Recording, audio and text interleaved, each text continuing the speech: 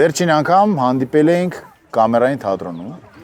Այդ օրից հետո քանի հատ երգ ես գրել։ Ֆիքս կա մոտդ գրված ունի 10, 14։ Չեմ գրել այդ օրվանից հետո երգ, որովհետև դրանից հետո շատ խորացված սկսեցի Կոմիտասի երգերի վրա աշխատել։ Այդ ընթացքում որ ասեցիր, փաստորեն, հա։ Անց մի 100-ից ավել երգ եմ գրել, հետո դրանց հախից մի հատ գամ։ Հետո նոր երգեր կգրեմ։ Հիմա այդ Կոմիտասի վրա եմ շատ խորացված ամեն օր, գրեթե ամեն օր գնում եմ այդպես առավոտը ճուտին տանում եմ մանկապարտեզ, հետո փորձím 2 ժամ երգում եմ, աշխատում եմ, որտեվ շատ աշխատանք կա անելու։ Ինչ է Կոմիտասը մեզ համար եւ տիեզերքի համար։ Հնարավոր է բացատրել։ Հա, կարծում եմ, ես ինչ որ կարծիք ունեմ։ Մեզ համար կարծում եմ ինքը հայ ժողովուրդն է։ Եթե հնարավոր է հայ ժողովրդին ամբողջությամբ կուտակել մի պերսոնաժի մի մարդու մեջ, դա Կոմիտասն է։ Եվ դրա մասին իդեպ հրաշալի խոսում է կոմիտասագետ Արթուր Շահնազարյանը։ Իսկ այնց տիեզերքում ինքը այն թոփ հանճարներից է, էլի, որ զգացել է տիեզերքը, բնությունը, մարդու էությունը, արարչությունը, այդ ամեն ինչը իր միջով անցկացրել է, փոխանցել է մարդկանց։ Մի հատ sense խոսք կա, եթե չեմ սխալվում, Հեմինգուեյն է ասում, որ ասում է շնորհքով տաղանդավոր ու հանճարեղ մարդկանց մեջ ինչ տարբերություն կա։ Միտքն է, որ շնորհքով մարդը հասկանալիորեն փոխանցում է հանդիսատեսին, ասենք, տաղանդավորը անհասկանալին դարձնում է հասկանալի, իսկ հանճարեղը անհասկանալին անհասկանալի։ Այսինքն Մոցարտ որ լսում ես, ասում ես ոնց է գրել, ինչ է ստեղծել, Բախը անհասկանալի։ Նույն ձև ինչ որ իմաստով անհասկանալի է Կոմիտասը, բայց նաև շատ պարզ, հարազատ ու հասկանալի միևնույն ժամանակ։ Դա է ուզում ասել, բայց այդ անհասկանալի ինչքան պարզ է։ Ինձ անըմբռնելի է այն փաստը, որ ինքը լինելով մեկ մարդ, մի քանի, ասենք, համալսարանի, մի 1000 կյանքի, ոնց որ ասենք Պուշկինը, ասենք 25 գրող մի 3 կյանքի ընթացքում այդքան բան կգրեր, Կոմիտասը այդպիսի հսկայական աշխատանք է։ Դե հիմա ես օրինակ մի անգամ խորացել եմ Կոմիտասի մասին հարցազրույց էի անում։ Ես նայել եմ այդ հարցազրույցը։ Փորձել էի հաշվել, քանի տարի է Կոմիտասը արարել։ Կյանքի շատ կարճ ժամանակաշրջանը։ Չեկեք չմոռանանք, որ այդ մարդը հայերեն խոսել չգիտեր։ Այո։ Հասկանում ես։ Ու ինչքան այդ մի քանի տարվա, մի 13, լավ 23 տարի լինի, հա։ Ու ինչքան բան արել, ինչքան բան կարող անել, եթե բոլոր իր կյանքը համ երկար լիներ ավելի, համ Դե ինքը միած sense հայկական մշակույթը եւ ընդհանրապես հայ ազգի զարթոնքը, այսպես ասենք, ապահովող առաջին գործոններից էր։ Բերեց մի հատ լրիվ նոր մակարդակի հասցրեց, փլատակների տակից հանելով հայկական երգերը, այդ ամեն ինչ ինքը նոր շունչ տվեց հայերին։ Հայերը իրանք սկսեցին ճանաչել, բացահայտել, որովհետեւ կայսրությունների լծի տակ խրված ժողովուրդը մի մասը քաղաքներում, մի մասը ծավալած սարերում, գյուղերում իրանք իրարից բեխաբար, այսպես ասած, իրանք չէին ճանաչում, որ sense բան կա, որ իրանք sense երգ ունեն, իրանք sense հեթանոսական ժամանակներից մնացած sense դեմքեր են իրանք, դու մի ասա, եւ այդ ամեն ինչը 15 թվով ընդհատվեց։ Թե չէ Կոմիտասը շատ մեծ բաներ էր անում եւ արդեն ինքը սահմանները մեծացնում էր դեպի Եվրոպա, դեպի աշխարհ։ Լսի, բայց փաստորեն ստեղ մի հատ ուրիշ խնդիր է կա նաեւ։ Մենք ունենք շատ մարդ հայերի մեջ, օրինակ ասում են, որ դրսի ապրող հայերը հայ չեն, որ հայերեն չգիտի հայ չի, եւ այլն։ Բայց նորից եմ ասում, մեր ամենամեծ հանճարը հայերեն ոչ մի բառ չգիտեր, թուրքերեն էր խոսում։ Հայերեն կարող էր մենակ երգել, բայց ինքը դարձավ ամենակարևոր հայերից մեկը, եթե ոչ ամենակարևորը։ Այ երբ է մեր մեջից այդ կոմպլեքսը դուրս գալու կամ ինչ պետք է անենք, որ այդ Այն շրջանը, որտեղից Կոմիտասներ այդտեղ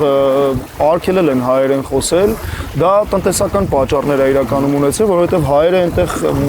ապակուց ինչ որ բաներ մշակելու, սարքելու ձև են ունեցել, կոպիտ ասած բիզնեսը իրանցն է եղել եւ լեզուն կտրել են, հա, որպեսզի չտարածվի։ Կոմիտասի ժամանակ արդեն այդ լեզու կտրելը չկար, բայց հայերեն չէին խոսում եւ իսկապես ինքը եկեղեցիներում սովորեց հայկական երգերը առանց հասկանալու երգում էր ու երբ եկավ Էջմիածին Գևորգ 4 կաթողիկոսը զարմացել է, ասել է հայերեն չգիտի ինչ պետք է լինի եւ Լուիս Զվարթ Շարականն է երգել, հետո սովորեց հայերեն եւ այլն։ Այս իրականում սա շատ այնց խորը արմատային հարց է, ով է հայը, այսպես ասենք, ինչպեսին պիտի լինի։ Ես շատ բարթանում եմ դրա բանաձևը գտնել, որովհետև նույն շատ լավ օրինակի վրա վերեցի, Կոմիտասը, ասենք, մինչև 11-12 տարեկան այնց չգիտեմ հայեր։ Հա, Դուրս ա գալի հայ չէ, հայերեն չէր խոսում։ Դες հրաների մոտ ինչքան ավելի ճկուն է այդ ամեն ինչը։ Կապ չունի իրանց համար գույնը մաշկի, երկիրը որտից որ եկել ես, խոսում ես, չես խոսում։ Եթե հավատքդ դա է, ուրեմն դու հրեա ես։ Հա, այստեղ շատ ֆակտորներ կան, քաղաքական, տնտեսական, սոցիալական, մշակութային։ Ամեն դեպքում այ օրինակ հենց Կոմիտասը այն առանցքներից մեկն է, որի շուրջ հայությունը կարող է մեկը մյուսին գտնել, մեկը մյուսին բացահայտել, հա։ Մի քիչ է բարդ է այդ բան, օրինակ, հա, ես էլ շատ հայերի գիտեմ, որ օրինակ կարող հայերեն մի քանի բառ գիտեն։ Օրինակ Ֆրանսիայում որ ապրել եմ, ճանաչում եմ հայերի, որ ինձանից քեզանից լավ գուցե չեն խոսում հայերեն, բայց ասենք ընտիր մարդիկ են եւ ընտիր հայեր են։ Ես համոզված եմ, որ շատ մարդիկ կան, որ բացարձակ հայերեն չեն խոսում, բայց շատ ավելի հայ են, քան շատ մարդիկ, որոնք որ գրական հայերենով խոսում են առօրյա երեկոյան։ Իհարկե ամեն դեպքում ես կուզեի ընդգծել, որ լավ է որ հայը հայերեն իմանա, որովհետեւ այդ կապողողակը հենց հայերենն է։ Ընդհանրապես ասում են, օրինակ հայությունը ոնց է ձևավորվել որպես հայություն ինչ որ հազարամյակներ առաջ, եթե հետ գնանք, չգիտեմ, 4-5000 տարի առաջ Սևանի ափին ես ու դու եթե հանդիպենք, ասել են բարև, ասել ես բարև։ Լեզուն է մեզ կապել իրար էլի, այդ իմաստով դա շատ կարևոր է։ Դե դրա համար գոնա գիտես, չէ՞, Նեմեց բառը, ինչ է, ռուսերեն չէ, նեմեց, ինչ է դա։ Նեմեց նիմոյ։ Նիմոյ, հա։ Այսինքն ինքը ուրիշ լեզվով խոսած է, ես չեմ հասկացել իրեն, ոչ ռուսերեն է խոսած է։ Այ ու իմ համար այդ մարդը գոյություն չունեցել։ Ինչ կապ չունի ինքը ինչ է խոսում, չկա։ Այդ է գաղափարը։ Ինչն է ամենադժվար Հայկ Պետրոսյանին ընդունել եւ հանդուրժել Հայաստանում։ Ինչի դեմ ես պայքարում ամեն օր։ Ես իմ կյանքում եկա այն մտքի, որ ոչ թե պիտի դեմ պայքարեմ, այլ գործեմ հանուն, հա։ Ու սա ինձ համար դարձել է փիլիսոփայություն կյանքի պատերազմից հետո։ Ես հասկացել եմ, որ երբ որ դու դեմ ես, ինչ որ մի կետից չի ստացվելու, երբ որ դու հանուն ես, մինչև վերջ գնալու շանսերը մեծանում են։ Դեմը էտել է էներգիա, էտել է ուժ, էտել է ռեսուրս, բայց ինքը մինչև վերջ չի գնա։ Հանունը իմ փորձից ելնելով, հանունը կգնա։ Իմ հանունները, եթե գործունեությունից խոսեմ, առաջին հանունը ընտանիքս է, որովհետև պատերազմից հետո ես ամուսնացա, մեր աղջիկը ծնվեց եւ դա առաջնահերթություն է ինձ համար։ Այդտեղից եմ շատ բան ես բխեցնում, այդ ընտանեկան աշխարհում եմ ես շատ բան սովորում, ինքս ինձ բացահայտում, երեխայիս միջոցով նորովի տեսնում աշխարհը, կնոջս շնորհիվ, խոսքով, սենց մի հատ ուրիշ կյանք է սկսել, որ դու ինձանից շատ ավելի լավ գիտես։ Գործունեության տեսանկյունից ես հասկացա, որ լավ կլինի, որ ես իմ մտավոր եւ էներգետիկ ռեսուրսը ամբողջությամբ փորձեմ կենտրոնացնել մշակույթի մեջ։ Այդտեղ եմ զգում, որ կարող եմ ավելի օգտակար լինել։ Տենց ստացվեց։ Ես փորձեցի տարբեր բաներ, տարբեր պայքարների մեջ մտա դուրս եկա։ Եմ հասկացա, որ այդ պայքարները ինձ վերջնահաշվարկում ջլատում են, դարձնում են մի ինչ-որ լարված մարդ, աշխարհից դժգոհ ու նեղացած, ու հասկացա, որ դա ինձ ոչ մի լավ տեղ չի տանելու։ Վերջում դառնալու եմ տենց ինչ-որ լավագույն դեպքում մի հատ տակառի մեջ Դիոգենես, էլի։ Որոշեցի հակառակը։ Որը բոլորին դիասի արևից են կամ վերցեք դուք ինձ խանավառն եք։ Որոշեցի հակառակը կարճեմ հանուններից, ու դա շատ ավելի լավ է։ Այդ աշխարհում էներգետիկ դաշտը ավելի լավն է։ Եվ ընդհանրապես հայկական ինքնությունը իմ համոզմամբ ու Կոմիտաս ուսումնասիրելով նաև ինքը իր տեսակով հայկական էությունը ոչ թե ավերող է, այլ արարող է։ Ինքը գալիս հաղթում է, այսպես ասենք, արարելով։ Իսկ դա տիեզերական ամենակարևոր փիլիսոփայությունը, արարչությունը, որովհետև բոլոր կրոնական հավատալիքներով եւ թե ասենք Աստծո գաղափարներով մենք իր նման ենք։ Մենք ստեղծվել ենք նրա նման, այսինքն մենք էլ ենք արարող այդ տեսանկյունից, էլի։ Դա եթե արարիչն է մեզ ստեղծել իր նման, по образу и подобию։ Այո։ Ես մտածել եմ դրա մասին ու հիմա ուզում եմ քո հետ կիսվել, որտեղ իմ մարտական ընկերներս հետ չի ստացվում փիլիսոփայել։ Մինչալից այնտեղ ավելի շատ ենք փիլիսոփայում, քան հիմա այստեղ, բայց դրա մասին այնտեղ չենք խոսացել երբեք։ Միգուցե ժամանակ չկար, մի էական չի։ Անկամ մտածել եմ, որ անկամ պարտված պատերազմը մեզ ավելի շատ է համախմբում, քան ինչ որ ուրիշ բաները։ Այսինքն պատերազմը այդ ամենավատ բանը, ամենաչար բանը, ամենասարսափելի բանը, ամենակեղտոտ բանը, որ կարող է մարդը իրան պատկերացնի, համախմբում է։ Դա ինչ փաստ է, ցավալի ուղակի փաստ, թե դա այնա, որ հետո պետք է ծիլեր տա ինչ-որ բանի։ Գուցե այդ բոլոր տարբերակները միաժամանակ։ Վտանգը ընդհանրապես համախմբում է, որտեղ այլընտրանք չկա։ Զարմանալի մի հատ բան ասեմ իմ փորձից ելնելով այդպես պատերազմական, ու այս իմ մարտական ընկերները բոլորը, իսկ դու էլ մի անգամից հաստատես, այդ ամենադաժան,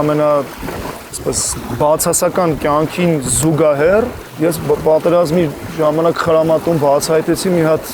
մեր տղեկի մեջ, մեր հարաբերությունների մեջ մի հատ հակառակ, այսինքն լուսավոր, իրար նվիրված, բարիություն, մի հատ արժեքների համակարգ, այսինքն այնտեղ չկա Facebook, չկա սիրուն շորեր, չկա մեքենա, ոչ մեկ փողով չի գնահատվում։ կրթություն, հա, մարդուն ուրիշ զգում, դու արարքն է կարևոր, ու դու ինքդ ես տրանսֆորմացվում մաքրվում ես։ Հա, ինչ-որ մի հատ բան կար։ Ես էլ եմ մտածում իժև, այդ կեղտի մեջ ոնց ես մաքրվում։ Ըստ երևույթի բնությունն է տենց կամ, չգիտեմ, երկինքն է տենց արել, որ դա անգամ, որ այդ պլյուս մինուսը լինի, էլի։ Ամեն դեպքում հրաշալի կլինի, եթե մենք կարողանանք, եւ սա ըստիս բան է, մշակութաբանական Դասեր քաղել ամենադժվարը դա կարողանում ենք։ Ես չեմ խոսում այնպես բաներից, որ ինձանից ու քեզանից կախված չի, որ գենշտաբը պետք է քաղի օրինակ։ Հա։ Այդ դասերի մասին չենք խոսքը։ Խոսքը նրա մասին է, որ եթե մենք այնտեղ վերապրել ենք այդ, ոնց է հետո վերադարձել ենք, մարդկա չենք է տեսել, չէ՞, 20 թվից հետո։ Իսկ մենք ընդհանրապես հայոց պատմության ընթացքում այդ դասեր քաղելու հարցը ասես պարբերաբար արծարծվում, հա։ Իսկ մի հատ sense խնդիր կա, դասերը քաղած են ընդհանուր առմամբ, բայց այդ քաղած դասը համապատասխան չափով կյանքի չի կոչվում։ Այսինքն կոպիտ ասած ես հասկացել եմ, որ ես պետք է օրը 15 ժիմ անեմ, որ մյուս անգամ բիլակներս ուժեղ լինեն։ Ես այդ գիտեմ, բայց չեմ անում։ Այստեղ արդեն գալիս է մի քիչ կամային հատկություններ, հարցին ավելի լուրջ մոտենալու հատկություններ, որովհետև ընդհանուր առմամբ կոպիտ ասած պարզ է ինչա պետք անել։ Այ մնում է անել, էլի։ Իսկ որ ես միշտ դրա մասին եմ մտածում, իմ դրա եմ վերցում։ Եթե ինձ է այտենց հասարակ ու պարզ բաներ, պարզ, բայց այդքան խելացի մարդ կա, վերևները աչ ու ձախ, ոնց է իրանց պարզ չի։ Որ տեսնեմ կհարցնեմ։ Ուրջ ուզեմ հասկանամ, ոնց եմ ես դու մեր նման մարդիկ, որոնք որ չունեն ոչ այդ ունակությունները, ոչ այդքան կրթություն, պարզ բաներ հասկանում, իսկ իրանք ոնց որ հակառական են տանում։ Կարող է իրանք իրականում մեզանից շատ բան գիտեն ու ճիշտը Իմ ուսումնասիրություններից, եթե ելնելով պատասխանեմ, ես մասնագիտությամբ միջազգային հարաբերություններ եմ ավարտել, պոլիտոլոգիան եւ պատմությունը իմ հոբին է, այսպես ասած։ Կա համաշխարհային ծրագիր եւ ամեն երկրում դա յուրովի է դրսևորվում եւ այդ այսպես կոչված վերևները կոչված են այդ ծրագրերը իրականացնելու։ ով են հեղինակները այդ ծրագրի։ Սա արդեն մի քիչ ավելի լուրջ խոսակցություն է։ Մի հատ հասկանանք, պիտի երկար խոսենք երեք, հասկանանք այդ ինչ ծրագիր է, ովքեր են շահառուները այդ ծրագրերի, առաջին հերթին։ Ըստ դրա բխեցնենք, թե ովքեր են այդ ծրագրերը ստեղծողները։ Շատ տարբերակներ կան, մի մասը անվանվում է դավադրության տեսություն, մի մասը լուրջ է իրական։ Ամեն դեպքում այս դաշտում վերջնական պատասխան գտնելը անհնար է, գրեթե, որովհետև ինչ տարբերակել առաջ քաշվի, դիմացը հազարատ չի ասողա լինելու։ Այստեղ տակը մարդն է մնում իր պարզությամբ, իր կյանքով, իր ճակատագրով, թե դու ոնց կապրես այս աշխարհում։ Լայն եթե վերցնենք, էլի, իմ փորձից ելնելով եմ ասում, ուրիշ մարդու համար չեմ ասում։ Մենք որովհետև այտենց աշխարհում այտենց մտածելակերպ կա, տենդենց կա, որ պետք է աշխարհը փոխել, բայց ինչ որ մի կետում հասկանում ես, որ եթե ինչ-որ մի բան պետք է փոխես, այդ դու ես։ Ու այդտեղից բխեցնես, եթե մի հատ ստացվի քո մեջ կոտրես, փոխես, գուցե դու նաև դրական ազդես քո միջավայրի վրա, դա կնի քո ընտանիքը, քո ընկերները, քո գործը։ Եթե մի քիչ էլ լայնացնես սպեկտրը, գուցե արդեն քո երկիրը, քո հայրենիքը։ Ամեն դեպքում յուրաքանչյուր բան ներսից է սկսվում իմ համոզմամբ։ Մա կոմիտասը տենց նստե խորացե մտածել, հա, ինչ է քեզ թվում։ Ինձ թվում է, որովհետև ինքը երբ որ մի հատ տեսել է ինչա կատարվում, գնահատական է տվել եւ նույնիսկ ինքը տենց մշակութային վճռական մենակ է։ Այո։ Որովհետև ինքը ասել է ես հայությանը կփոխեմ։ Պատկերացնում ես մենակով, որովհետև այն ժամանակ այդ երկերը չկային, չգիտեմ, մի թևը ռուսական ազդեցություն, մի թևը թուրքական, քրդական ազդեցություն, մի թևը եվրոպական ազդեցություն, ու ինքը այդպես մենակով որոշել է, որ կփոխի եւ փոխեց։ Այդ իր տիտանական աշխատանքը, այդ անհավանական նվիրումը իր գործին տվեց պատողներ Եվ այսօր կա ասենք կոմիտասագիտություն։ Կա մեկ Շեքսպիրագիտություն, մեկ կոմիտասագիտություն, էլի։ Ինձ թվում է ինքը որոշում կայացրել է։ Դու ինչ որ բան բնականաբար իր մեջ բնական է եղել դա այդպես պիտի լիներ, բայց վստահաբար նա կարևոր որոշումներ է կայացրել։ Բայց ոչ մի գրություն բան դրա մասին մենք չունենք, չէ՞։ Ունենք կան նամակագրություններ, որտեղ բոլոր խնդիրները բարձրացնում է, բարձրաձայնում է, լուծումներն առաջարկում։ Ինքը շատ սուր ու այսպես համարձակ քննադատություններ ունի։ Նաև փիլիսոփա է եղել։ Միանշանակ ինքը Բերլինում ուսանելու տարիներին հենց բացի կոնսերվատորի երաժշտության պատմություն եւ փիլիսոփայություն էլ է սովորել։ Լուրջ տիպ է ինքը եղել իրականում, տենց տիտան է եղել, ինքը մյուս աշխատություններում արդեն տիեզերք բան, սենց աստղագիտություն, սենց տեղեր է խորացել ինքը։ Այսօր մենք ունենք այդպիսի մարդիկ դժվարանում են, մարդ լավ։ Մի մարդ ես կդժվարանամ ասել, այսինքն կոմիտասը ոնց որ մի հատ ծառ է, որը տվեց, որը անդադար պտուղներ է տալիս եւ դրանից հետո այո, շատ ունենք եւ փառքաստը որ ունենք։ Այսօր շատ հզոր դեմքեր կան, էլի, որ կոմիտասագետներ են մեծ, գրքեր են հրատարակում, դասախոսություններ, սերունդներ են կրթում, անձամբ ես իրանցից շատ եմ սովորում։ Միշտ նրանց մասին ասում եմ Մհեր Նանավոյան, Արթուր Շահնազարյան, շատ մարդիկ կան, ինձ շատ կդժվարանա բոլորի անունները ասել։ Հրաշալի երգչախմբեր կան, անհատ երաժիշտներ կան, կոմիտասա, այսինքն մի ամբողջ աշխարհ է ստեղծվել եւ իմ երազանքում, իմ համոզմամբ այդ աշխարհն է հաղթելու բառը մի քիչ չեմ սիրում այս պարագայում, որտեվ եթե դու հաղթում ես դիմացինը պիտի պարտված լինի, այստեղ այդ հաղթանակի մասին չի խոսքը, բայց ինքը ըստիս պիտի գա ինչ-որ մի օր առաջին պլան, էլի, որովհետև այդ աշխարհն է հայկական ինքնությունը պաշտպանողը, զարգացնողը։ Իսկ այդ հայկականից դուրս գալու միտում կա, որ լինի համամարտկային, համատիեզերական, դա հաջորդ էտապն է մեր էվոլյուցիայի։ Իսկ նույնը մեկը մյուսի մեջ ներառված է, որովհետև Մոկաց Միրզա երգը օրինակ, որ չգիտեմ, 2000-ներ կա, օրներ ուրբաթ, լուսի շաբաթ, ցած հրաշք երգը հայերեն բառերով, հայկական եղանակով, բայց ինքը մենակ իմը չի, ինքը, այսինքն կարող ֆրանսիացիներ դա սիրել։ Լա Բոհեմ երգը մենակ ֆրանսիացունը չի, նաև իմն է, այսինքն երբ որ ստեղծվում է իրական արժեք, դա համամարտկային է միանգամից։ Եվ ազգություն չունի։ Հա, ես այդպես եմ կարծում։ Եթե դա իրական արժեք է ինքը, որտեղ մարդն է ստեղծում, ուղղակի ինքը բխեցնում է իր ինքնությունից։ Երբեք մտածել ես մահից հետո ինչ ա լինում։ Հոգի, այո, մտածել եմ։ Так, ինչ ես մտածել։ Շատ եմ մտածում։ Հոգին ազգություն ունի, հարցս է դա։ Ինչ լեզվով են խոսում, ինչ երգեր են երգում, ինչի մասին են պատմում։ Այս հարցին մի հատ շատ լավ պատասխան տվեք Կիանու Ռիվզը։ Ահա։ Մի հատ late night show-ում ամերիկյան, որ հասցին մահից հետո ինչ ա լինում, ինքը մի հատ այնց տեսանկյունից նայեց, որ այնց մենք չենք խորանում, մենք խորանում ենք ընդ ինչ ա լինում, ինքը պատասխանեց այստեղ ինչ ա լինում։ Ասեց ես գիտեմ, որ այն մարդիկ, որ մեզ սիրում են, սիրել են, կարոտելու են մեզ, ոնց դահլիճը սառեց, էլի, որտեվ ստեղից մի հատ ինչ ա լինելու։ Այնտեղ ինչ ա լինում։ Ես շատ եմ մտածել ճիշտ ասած այս հարցի շուրջ։ Ես մի բան իմ կորցրածից կարող եմ ասել, այսպես ասալ, որ ովքեր որ գնում են, մեզ ավելի մոտիկ են դառնում, ավելի հարազատ։ Եթե իրական կյանքում մենք այստեղ իրար սիրել ենք, հարազատ ենք եղել, եղբայր ենք եղել։ Օրինակ իմ մարտական ընկերը Բժիշկ Հայկը, որի մասին ես խոսում եմ, երգեր ունեմ իր մասին, ես ինքը միշտ ինձ հետ է օրինակ, ես շատ ավելի իր հետ եմ, քան էինք այստեղ աշխարհիկ կյանքում։ Ամեն դեպքում ինձ թվում է, որ իմ զգացածով, այստեղ չեմ ուզում ավելի շատ հիմա կանեմ կրոնի խոսակցությունը կամ տարբեր տեսակի, չգիտեմ, ուսմունքների, դու զուտ զգացածով, այստեղ չի ավարտվում, ինչ-որ ճամփորդություն կա, որի մի մասը այստեղ է, որովհետև ես իմ զգացական աշխարհում ես ձեռքս չեմ, ոտքս չեմ, իմ մեջ ինչ հիմա ով է խոսում, ես ինչ ձայն է դուրս գալիս իմ մեջից, այս ձայնը ինչ-որ միտեղ, այս գիտակցությունը ինչ-որ միտեղ պիտի շարունակվի։ Շատ տխուր կլիներ, եթե այստեղ ամեն ինչ ավարտվեր։ Սկսեր եւ արդ։ Իսկ եթե հետո կա, ուրեմն առաջել է եղել, չէ՞։ Պիտի որ։ Իսկ դու երբևիցե զգացել ես օրինակ, որ, չգիտեմ, եղել ես ռեինկարնացիայի մասին եմ խոսում։ Ապրել ես։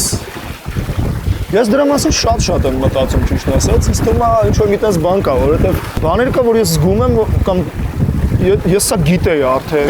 տեսել եմ արդեն։ Սրանց հետո սա է լինելու։ Մարդ կա, ում տեսնում ես տպավորությունա, որ դուք միտեղ արդեն ինչ-որ մի կոնտակտ ունեցել եք, բայց դա այնքան բնական է։ Կան հարցեր, որոնց պատասխանները վերջնական այս աշխարհում գուցե հենց տենց է ձևը, ալգորիթմը է աշխարհի, որ մինչև վերջ չպիտի հասկանաս այս աշխարհում ամեն ինչ։ Բաներ կա, որ հետո պիտի բացահայտես։ Ընդհանրապես մարդու այդ ամեն ինչը հասկանալու այդ անհագ ձգտումը գալիս է մի քիչ ինձ թվում է փառասիրությունից նաև։ Մեկը բաներ կա, որ չես հասկանալ։ Ու սա կայֆն է դրա մեջ է մեկ-մեկ։ Բայց ձգտումը կա հասկանալու։ Որոշ բաներ կա, որ հա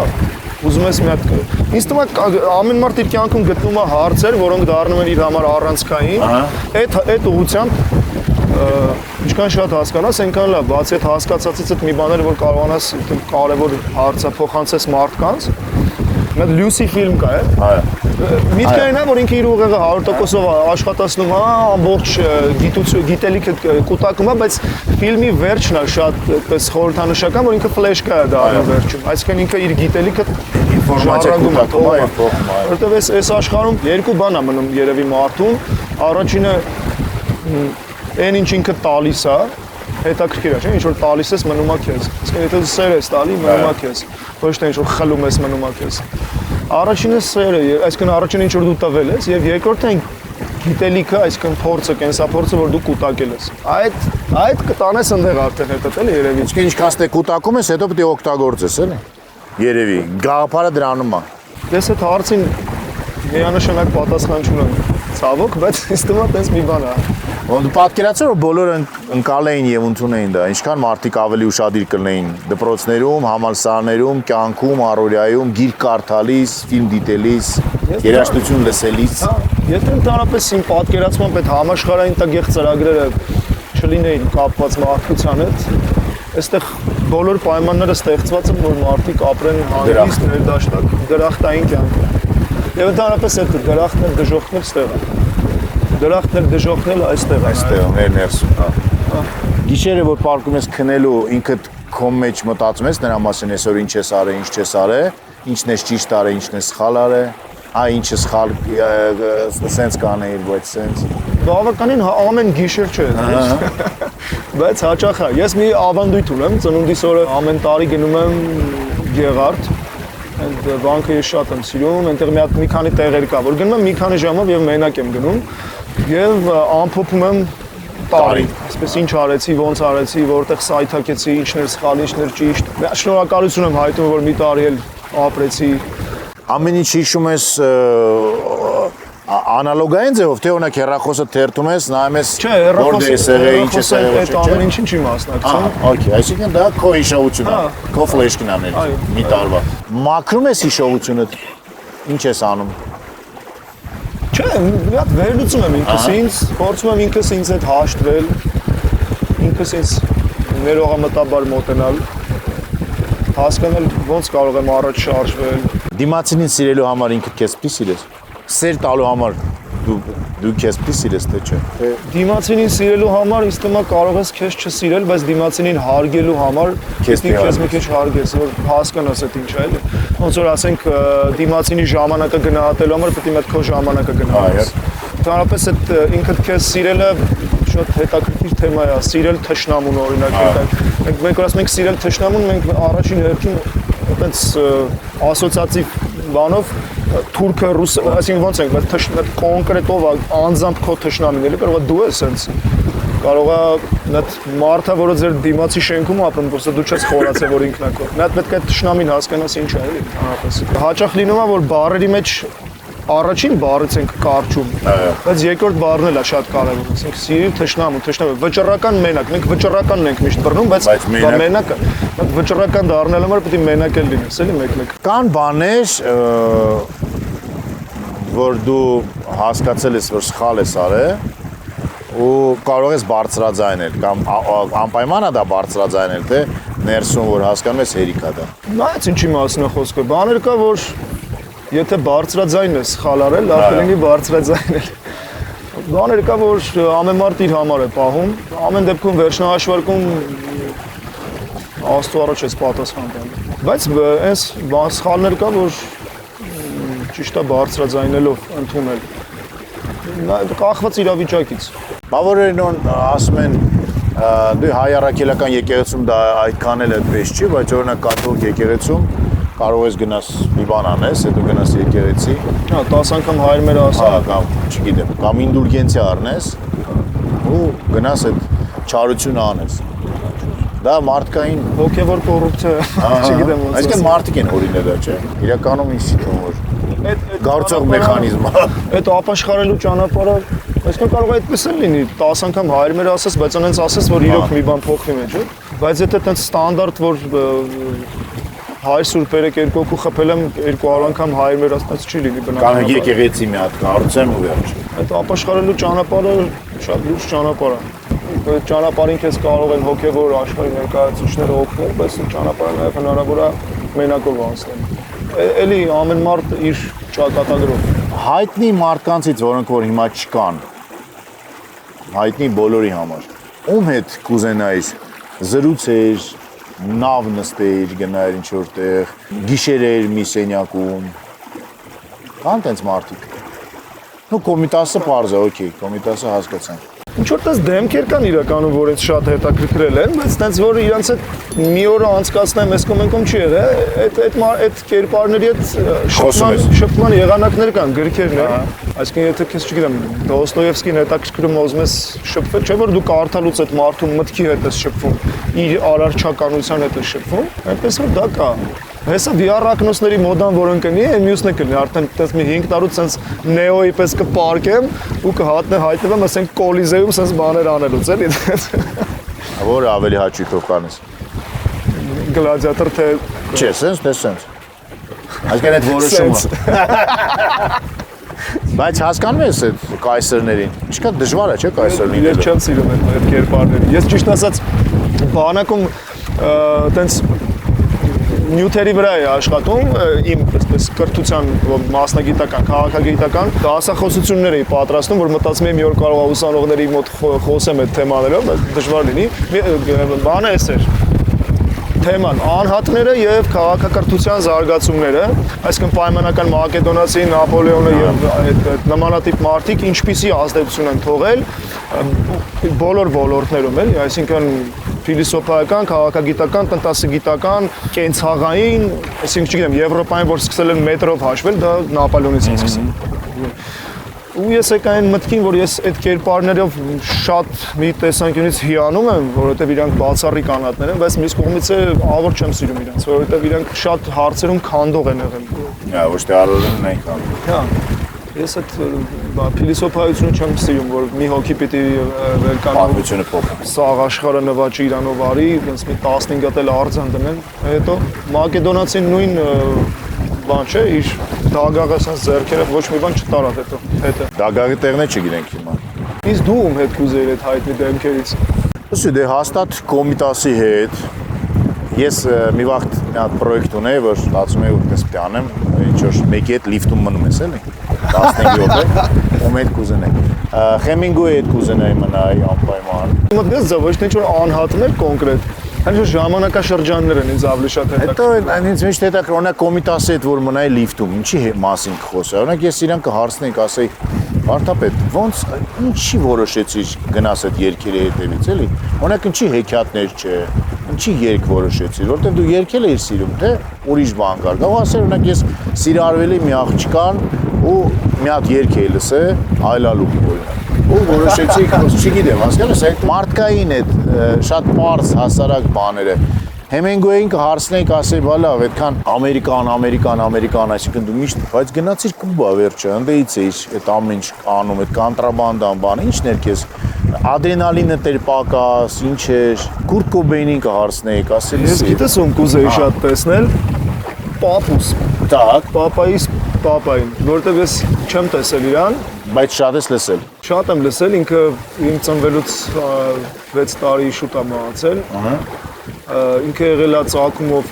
արմատներով Մանասկերտից, հետո հայտնվել է 15 թվականից հետո հայտնվել է Մանկատանը Գյումրիի։ Եվ այդպես Մանկատանում մեծացած մի հատ տղա երեխա, որը հեշտ կյանք չի ունեցել բնականաբար, ինչպես այդտեղ բոլոր որբերը։ դարձել է գրականագետ, ոտքի է կանգնել, ընտանիք է ստեղծել, 4 զավակ է ունեցել, 4-ն էլ մեզ չստացվի, ես իմ ընտանիքն եմ գովերքում, բայց 4-ն էլ կիրթ, մշակված մարդկանց, այսպես ես իմ մտքում շատ հաճախ զրուցում եմ իր հետ։ Ինչ էր անը պապի։ Գեղիշե Պետրոսյան, գրականագետ է ինքը եղել։